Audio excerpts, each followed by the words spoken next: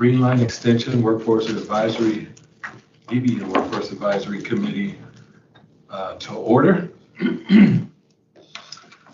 Instead of doing a roll call, we ask and hope that everybody has signed in or initialed by your name. And I'd like to welcome all of the members and alternates that were able to travel here to St. Louis. This is St. Louis Park, isn't it? Yeah. To the Metro, to St. Louis Park to join us in person. For those who don't know me, I am Ashanti Payne. We are under some reorganization, so I really don't have an official title. I'm with the Metropolitan Council.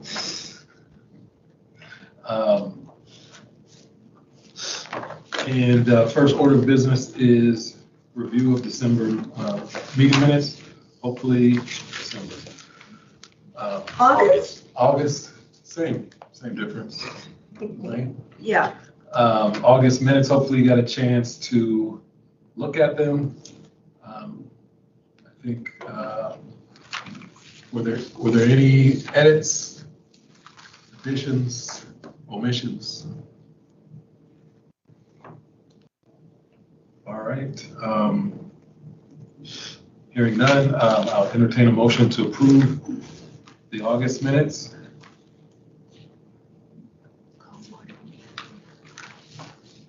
So moved. Do I have a second? Second. Yep. All right. All in favor? Okay. All right. Opposed? And those approved.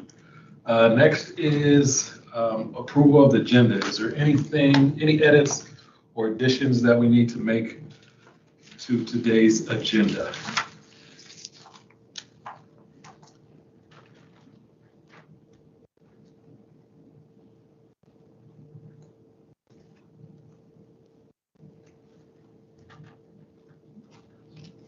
All right. Hearing none, I'll entertain a motion to approve today's agenda.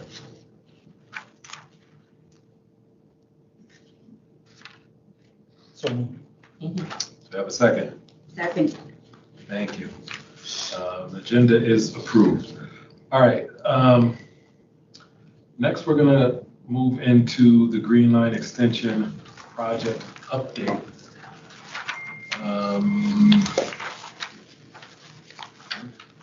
Who's providing that? Awesome. It's right here. Yep. Oh, I've got it. you got it? Thank you. Thank you.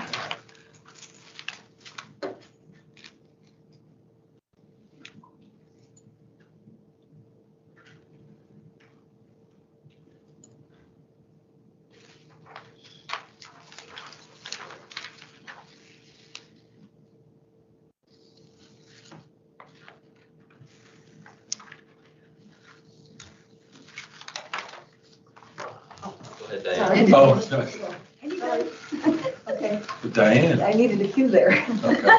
Hi, sorry about that. Okay, so I'm a community outreach coordinator. My focus areas are Hopkins and St. Louis Park, but I've got some pictures of some work that's been done. So if you want to go to the next slide, we show some track and retaining wall work at Westlake Street Station in Minneapolis. So we got two pictures there. You can see the track on the right and the retaining wall on the left. Oops. Oh, okay. The next one is the first rail-mounted vehicles passed through Kenilworth LRT Tunnel in Minneapolis. And incidentally, this week we did our towing of the vehicles the last few days, so it's been kind of a big deal. Next slide. Light rail track was installed from Target Field Station in Minneapolis to Southwest Station in Eden Prairie. So you can see that work in two pictures here. Next slide. And then we show on this picture the Kenilworth Trail construction between Cedar Lake Channel and West 21st Street Station in Minneapolis. So that's a nice improvement. And then my last slide is the Bryn Mawr Station in Minneapolis, the updates there and completion there. This way. Does anybody have any questions for me? What is near that Westlake station? In the picture or? No, in the surrounding location. That's a good question. The West Lake or the? Are you talking about Bryn Mawr or which one? The first picture. The first picture. Westlake Street Station. Oh, that's, you know, Bede McCoska, kind of near the Market Plaza area. Okay. Okay, thank you, that helps. Oh, I was just trying to Yeah, I realize the geography. figure out where that was. Thank you. Any other questions?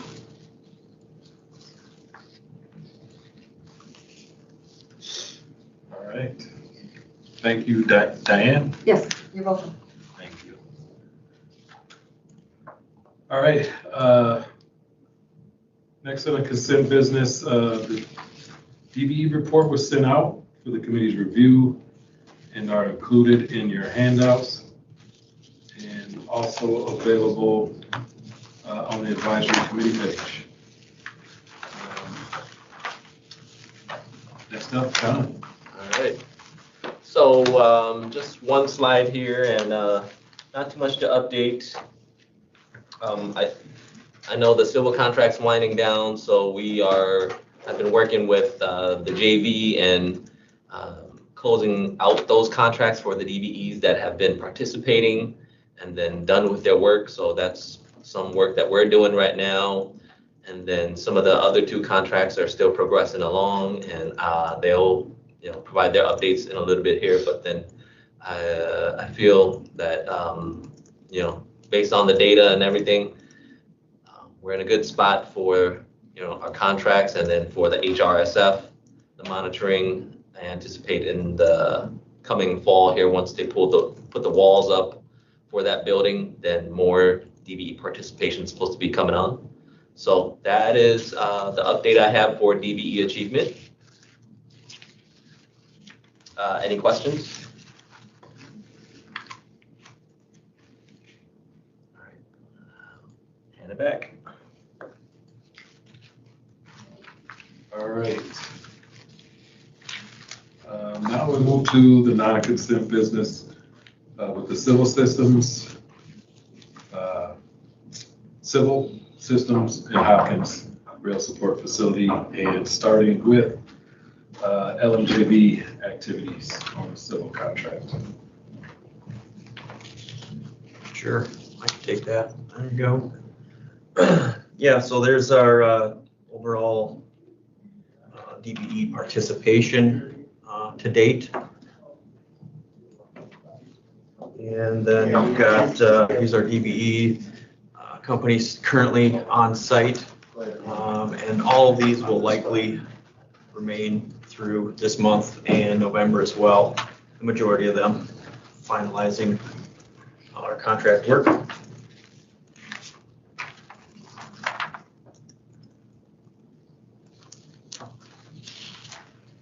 Yeah, and so we're kind of winding down here. I think we were saying that last time too, but it still holds true. Trying to get substantially complete here in by the end of November, we'll say. So, and then we'll likely just have any punch list items and maybe a couple of small exceptions that are temperature related that'll hold over into the spring of 2026. But majority of work is done so that the trains can start testing, and APJB can finalize all the remaining pieces there.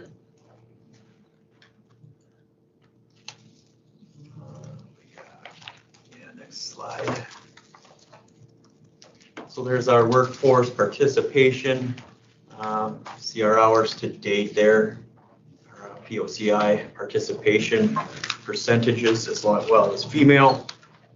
And then we also have the breakdown of what our September hours were and the percentages there as well. I think we're holding pretty steady. We've got, with that many hours, 16,000 doesn't do a lot to 40 million, so holding pretty steady there. Remaining work, I guess I touched on this a little bit, we're just finalizing mostly civil projects, roadways, trails, and topsoiling throughout the areas now, mostly segments 14 through 16. Continued our outreach efforts with the unions, the Building Strong Communities, Construct Tomorrow, Lake Street Works, and several others here and there. Yeah, then I guess she was doing this was Krista doing a project conclusion summary, which has kind of been postponed to take care of some of these other outreach programs that we've got going pretty steady this month. And so we'll add some closeout stuff. As we know, we're trying to close a bunch of the DBEs out. So we'll do it. Any questions?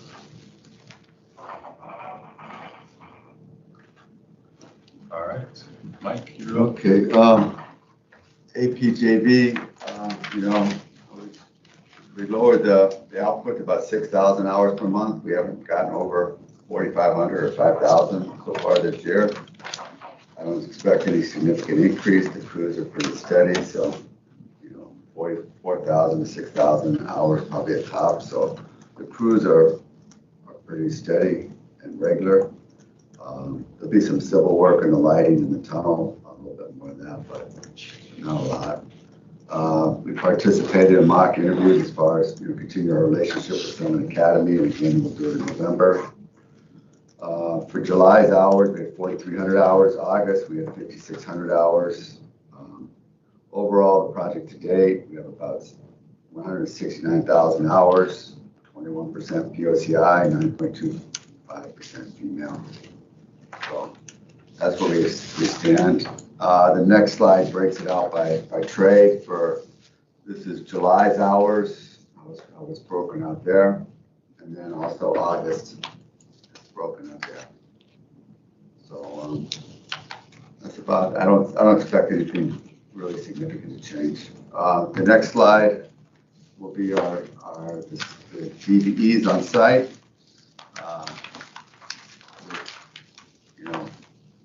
Pretty limited hours, but Gunner being probably the biggest one of that. So that's what we got.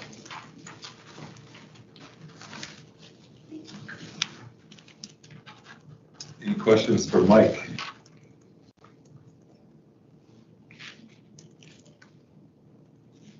All right. I don't see Connie here, so I'm Chris James. I'm filling in for Connie today. She's out of the office. So I'll do our update here. So let's see where we're at. TBE commitments. We have the CNS management scope was reduced, so they will down to, I can't remember what the amount was. Ended up being no waterproofing, it was only insulation. So that changed. Gunner is on site right now doing electrical rough-ins, site rough-ins, all that. Windsor will be on site here the next couple of weeks to wrap up the landscaping, so you can see their scope of work there. PWS is done, and then the wall panels for M360 will be here in about a month or so. And then that scope will be happening.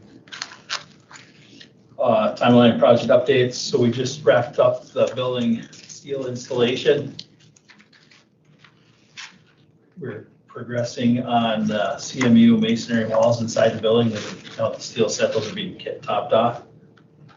The last two floor sections are happening, along with site paving, landscaping, some site electrical, and some miscellaneous stuff like that. So you can see some pictures of the completed foundation work, some other stuff. Current workforce participation. Percentages down there, you can kind of see where we're at. Next slide, next two slides, and see where we're at with what's going on. So, the diversity, have a breakthrough. So, I only have this through June for some reason. Not sure why. And then through June are the hours for June. So, the next slide.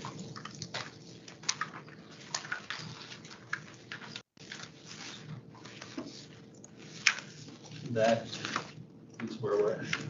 Like, I know Connie can probably send over an updated table for the stuff through August. I'm good about that. That's it.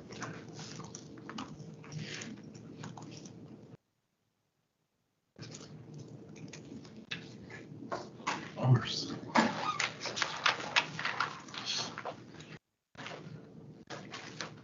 All right, any questions? Chris, I did have one. I think in the slide 26 there, showed M360 delivering stuff on, what is it, September? Yeah, that delivery is getting pushed. That'll be actually November. So there's a delay. Okay. Yep.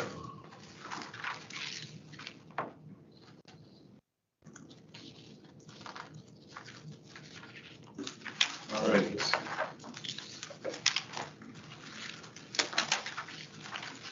Next is committee discussion. And what we had on here, what will be the meeting frequency moving forward and how we sunset this committee. Just to provide a couple of updates. One of the tasks that I was handling was to draft something in relative to how we can sunset this committee, and highlighting some of the work and achievements that have come out of this committee, and thanking those folks for their participation. And then considering how we move forward so that we still maintain transparency and accountability. And if folks want to understand what's going on this project and the various contracts, that they know how to access information to get that information. I will say to you now that I have not completed that task. As you might imagine, my time has been consumed with other things. And since everyone is acting shy and doesn't want to ask the obvious questions, I'm just going to address it head on. So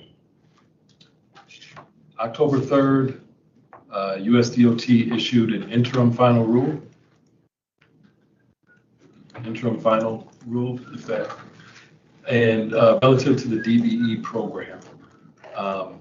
What I can tell you right now, especially from a Metropolitan Council, Metro Transit, and Minnesota Unified Certification Program, what I can tell you is what has been made public. I sent out a letter to all currently certified ACDBE and DBE firms with the MNUCP, which is approximately 1,400 firms, letting them know, where they can find information about the interim final rule, provide comments, what the rule entails and what it means. And the one portal or certification portal, there is a notice. I just got notified today that it is posted, which the MNUCP is pausing the acceptance and processing of new DBE applicants currently. I know the big question is, what are the impacts to projects at various stages, ongoing or advertised? What I can tell you is that we are working day and night in navigating this and figuring out what those impacts are and what it means to ongoing projects and other projects, which this is an ongoing project.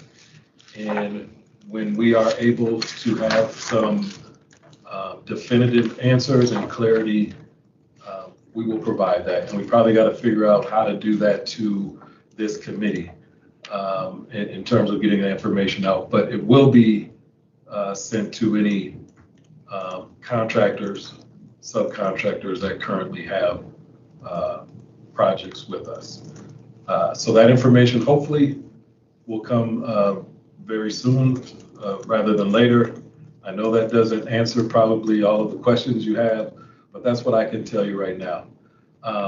Also, in terms of how it may impact how we sunset this committee, we really wanted to do some sort of soft landing, and perhaps considering this meeting might be that soft landing. I'm not sure as of now if that's going to happen, because again, we want to be able to provide some clear and concise information about what those impacts from the IFR are, and so there may be at least one more meeting before we can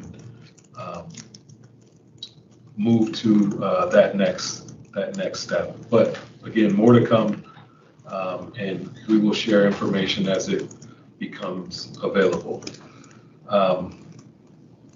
If you have questions, I can answer those that I can answer, or that I have answers to.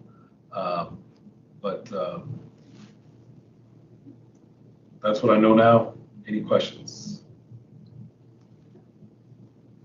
Well, one of the things that the final rule, the interim final rule stated is that companies wanted to remain in the program such as it is now going to transition into, they would have to reapply for certification without the presumption of social and economic disadvantage based on race and gender. So. And they changed that to race and sex. Yeah. So is the UCP working on developing new certification criteria, and have the DBEs, current DBEs, been notified that they may have to go through a recertification? I read all 58 pages. So did I. Yeah.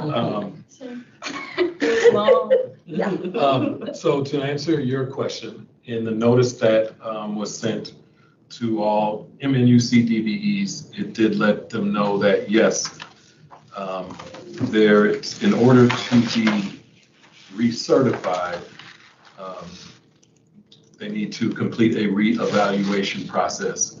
And what else was communicated to them is that their certifying agency, which includes the Metropolitan Council, Metropolitan Airports Commission, Minnesota Department of Transportation, and City of Minneapolis, will be reaching out to them directly with information about that when the time is appropriate and all of those processes have been solidified.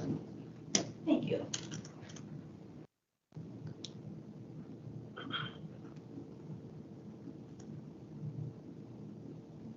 Any other questions? No other questions?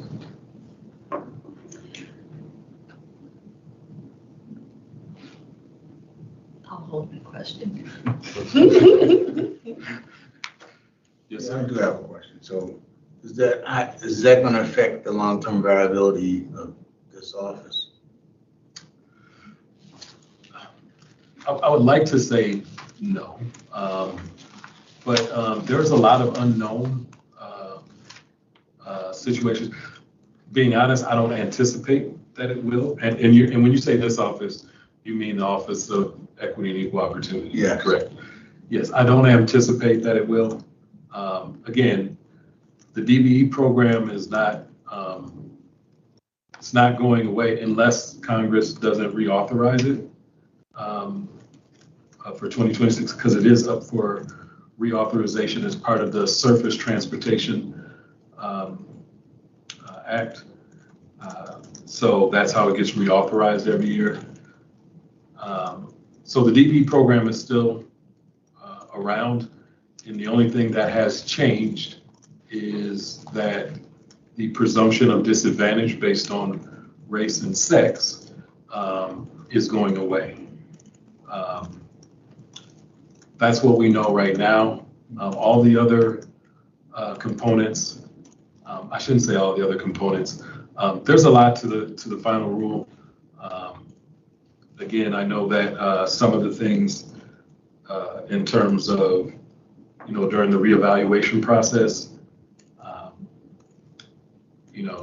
if, again, they have to go through a reevaluation process to be certified, or we make this decision to decertify. One of the changes is those DBs, if they were decertified, they really don't have due process, as was afforded to them under the old regulations in 2687. So 2687, I know John and Julianne and probably Elaine know exactly what that is, but that's the removal of a DB from the program, their certification removed. So they don't have that due process where they can appeal to USDOT those decisions if they're decertified. So, so to answer your question, I don't anticipate it, but I mean, I think there's a lot of unknown things with this new rule. So all current DBs have been delisted. What I will say is we have taken down the DB directory. So if you go and try and look on the DB directory, There's nothing. it's not there. Right. Yeah. But I think what we can say is that the DBs have not been decertified. It's just that the rule says that DBEs that were certified under the presumption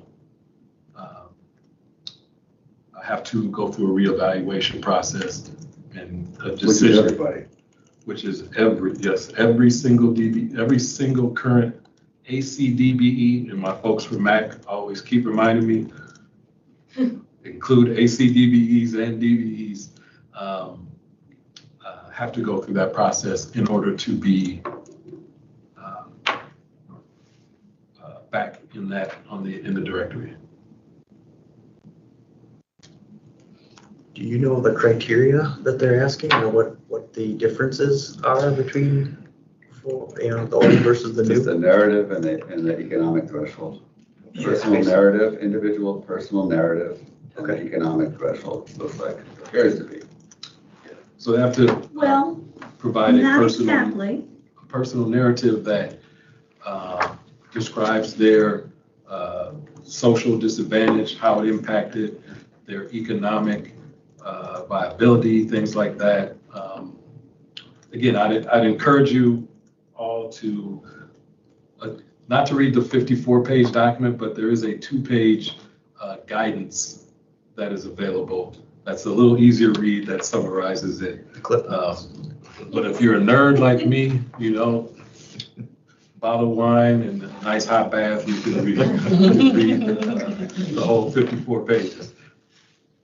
Maybe 2. 52? Two bottles. Yeah. Yes. It might actually open up more possibilities for companies getting certified. The other thing I would say is this is going to be a lot of burden on our council staff and OEO and in procurement, and mostly John, Julianne, Isabel, folks like that, who do this hands-on work. Me as well, but I really can feel both the uncertainty and anxiety, and in my role as the chair of MNUCP, I think that is shared amongst all the agencies. I've heard from them all. So this is it's a task, and it's a task riddled with ambiguity, uncertainty. That is challenging.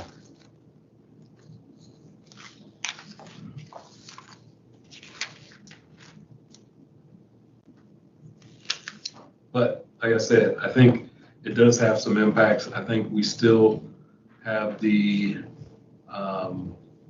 objective of,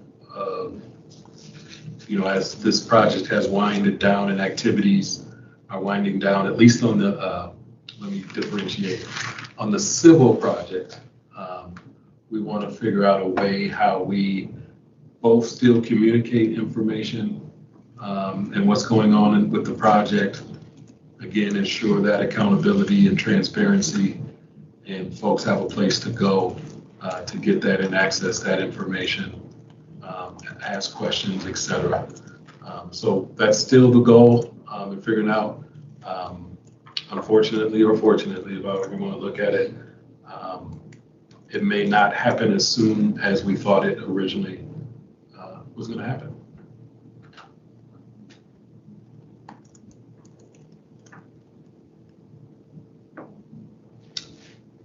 Any other questions on that? On the future meeting schedule? What is the current schedule? The current schedule is every 2 months, right? Yeah, so the next meeting would be in December, and it would be a virtual meeting.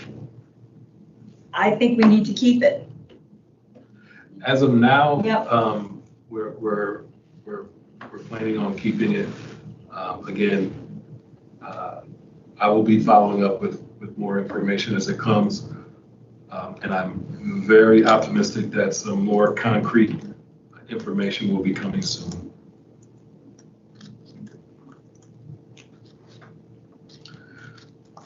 With that, we can move on to announcements. Anybody have any announcements they want to share? I know Krista's been sending out some stuff on construction week or month. Construction Inclusion Week. Oh, okay. So that has been good to review and look at. Any other announcements from? Well, Krista actually spoke at our internal staff meeting this morning. I know about construction inclusion. It was lovely. Very positive message. Yeah, I've enjoyed the communications that have been coming from her recently. Yep.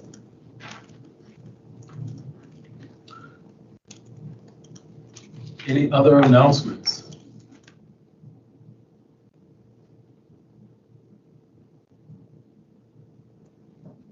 All right. I think with that, again, next meeting is scheduled for December, and it will be virtual. Again, if anything or more information, I will communicate to this group to make sure you are up to date with information. With that, So, just quick. So we talked about sunsetting the meeting, and now that we have a program swap, we are going to continue this meeting. Is that what I'm gathering? well, what I can say is that we really wanted a kind of to have a soft landing for, and originally we anticipated that this could be our last meeting. I think what we haven't fully worked out yet is what the impacts are of the IFR to ongoing projects. Once we have that figured out, I'll know more about how we move forward in sunsetting. Basic, well, or what this meeting is about anymore, like what Not we only discuss. Not only that, but what we communicate about any impacts. I think impacts to, if there are, what those impacts to this project. I think, again, to provide that soft landing, we may have to do that in a meeting versus doing that by email, if that makes sense. Sure. But again, that's my anticipation right now, that we will at least have one more meeting that will happen in December. It honestly sounds like there's just still a lot of gray area, a lot of questions, a lot of uncertainty that we have to suss out a little bit. And perhaps that meeting is really to maybe put some closure on it, or it may be that we just go, we don't need it anymore. And that just, at least you've got a tentative date just in case you need it. Exactly. There's a lot of unknown, and so, yeah, we're working through it, and hopefully we'll have some clear answers and objectives. Hey, Sean. Hey, Shanti. Thanks for letting me in. Texted you. Did you text me? Yeah. And Megan. Everybody's number I had. Nobody answers their phone here. I got It's okay, I did come late, so another reason. Yeah. We were just wrapping up. Again, we were talking about as things wind down, activities on this project on the civil side, how we both sunset this meeting, or this committee, I should say, and then, but also how we provide information, transparency, and accountability. If people have questions about the project, want to find out information, where they go, who they contact, and that we're still assessing and working through any impacts that the interim final rule has on this project and other projects. And once we have some information that we can share on that, we will. And I'm glad to say that we're working together with MnDOT in figuring all of this out. They are a key partner, and we hope to have some information. What I did share is what's been public now, basically what was communicated to DBE firms and the certification portal. Okay. I don't know if you want to.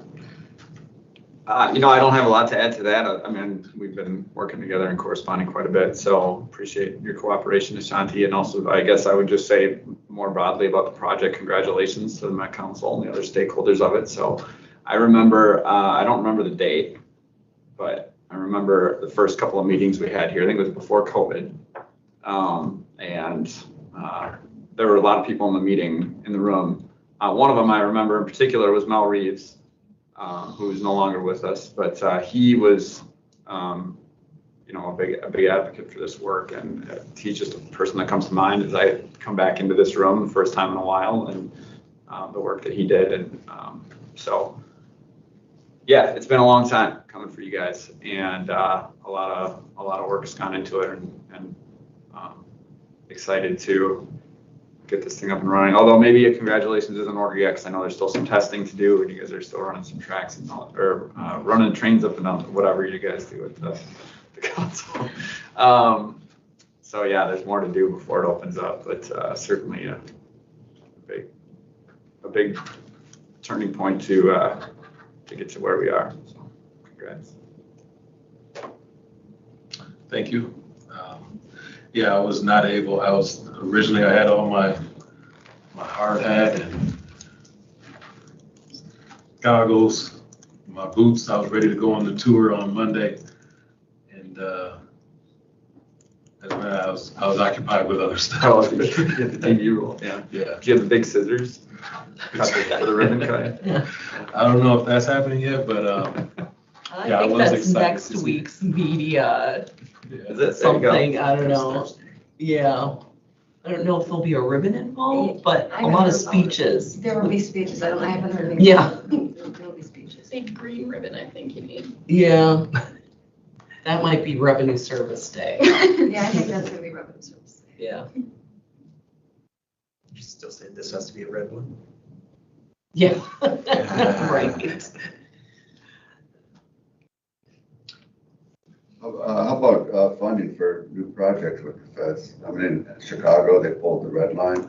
New York, they're pulling projects. Any urban environment expect they're pulling funds. How was that due to? Yeah. What's that due to the blue line?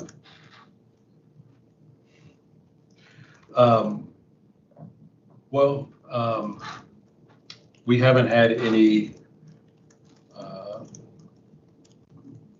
funding on our projects pulled or what do they call it, halted, paused as of yet. And we don't anticipate that we will. We're not trying to do anything that would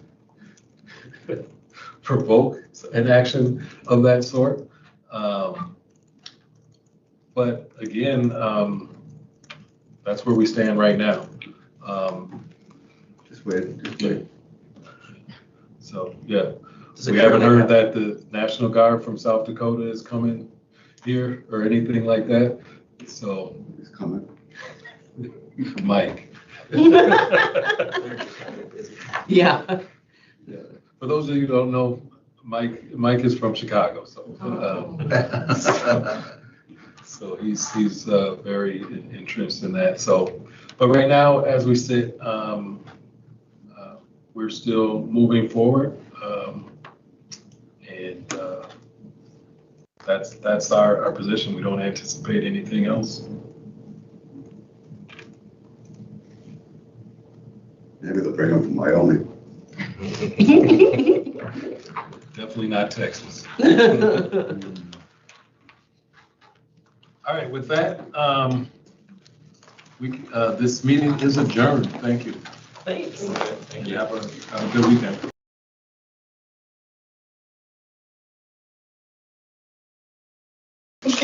Oh, Hi.